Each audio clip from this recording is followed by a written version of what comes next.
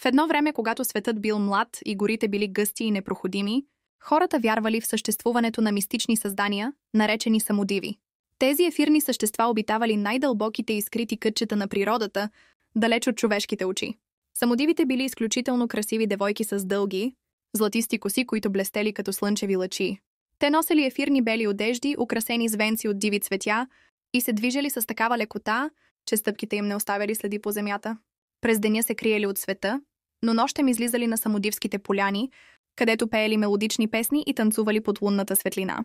Хората разказвали, че ако някой смелчага се осмели да наблюдава техните танци, можел да бъде омагьосан от красотата и музиката им.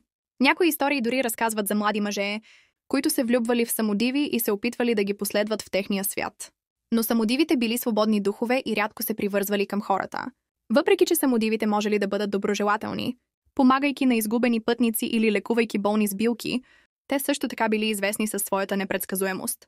Ако някой нарушил техния покой или не уважавал природата, самодивите можели да го накажат с заболяване или други нещастия.